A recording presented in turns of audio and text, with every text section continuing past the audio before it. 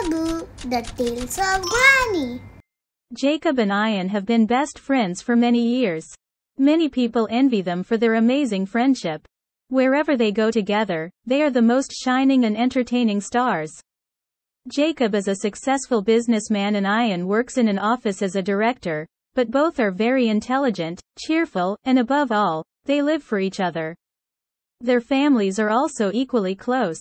One day, Jacob and Ian's kids were playing together when they suddenly started fighting over something. Jacob and Ian came after hearing their shouting and tried to understand the situation. After both kids narrated their grievances in front of Ian and Jacob, it occurred to them that there is a boy in their class who is sowing discord among them by telling lies.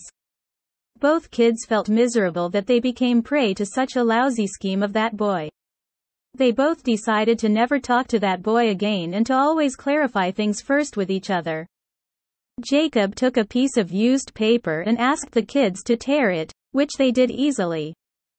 Then, Jacob asked them to take 10 such used sheets and glue them together. The kids were confused, but they did as told. Once it was ready, he asked them to tear it again, but they couldn't. Jacob then told them that if you are together and trust each other, no one can break you. The kids learned an important life lesson that day. After making peace with each other, the kids were eager to know about their father's friendship story. After all, both of them are childhood buddies. Both their fathers are still like playmates who block each other on the phone over small things, but in the face of adversity, they stand together like glue. Jacob and Ian decided to narrate some important lessons about their journey to make the kids understand how powerful one becomes when they have good friends. Ian told that they met for the first time in school, where Jacob joined as a new student in the middle of a session. At that time, Jacob was a handsome but timid boy. He was introverted, while all their classmates were quite extroverted, so he didn't make a good impression on the class. Since he joined in the middle of the session, he was made to sit alone at the last desk. At that time, Ian was the class monitor. He was very intelligent and had many accolades to his name. The whole class and teachers were proud of Ian. He was a shining star. But apart from being good in studies, Ian was a kind and responsible child. He used to ensure that all his classmates and teachers were doing well. When Jacob joined, Ian was on a 1-week sick leave. So he met Jacob after a week of his sitting alone on the last desk in the class, where no one used to talk to him or share lunch with him. Ian felt very bad to see this. He decided to sit with Jacob and help him in getting mingled with the class. He took permission from his class teacher and moved his seat with Jacob. Jacob was delighted that the class monitor was sitting with him, but he was also frightened of Ian. As soon as Ian came to sit with him, he enthusiastically introduced himself to Jacob and asked about his hobbies, his parents, etc. Then, he took Jacob with him and showed him various interesting places in the school. Since Jacob's favorite sport was football, Ian encouraged him to play football after school with their football team. Since the whole football team knew Ian due to his extraordinary grades, everyone welcomed Jacob enthusiastically for a match. In the starting 10 minutes, Jacob was playing like a novice, but after constant encouragement from Ian and the team, he came out of his fear and started showing his true abilities. Everyone was captivated with Jacob's performance. He was a natural talent. Once he became comfortable with the team, he took the whole field by storm and made his team win the match within 20 minutes unilaterally. All the coaches were also enchanted by his field work and immediately selected him for the school football team. After playing a few matches with the school's football team, Jacob became a famous sports star of the school.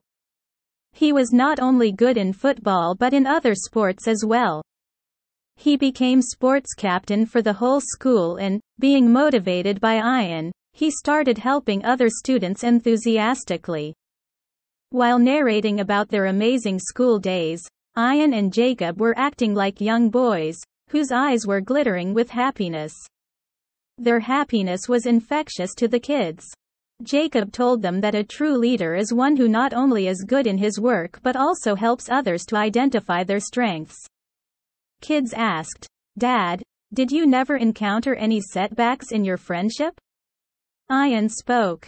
"We have been through many thick and thins till date. After 6 months, when Jacob became sports captain, it was time to announce the junior grade male school president. Everyone knew that this position would go to me, but unfortunately, at that time, my father met a serious work accident. His treatment required a lot of money as well as time. At that time, even our closest friends and family showed us their backs. Me and my mother were in total chaos.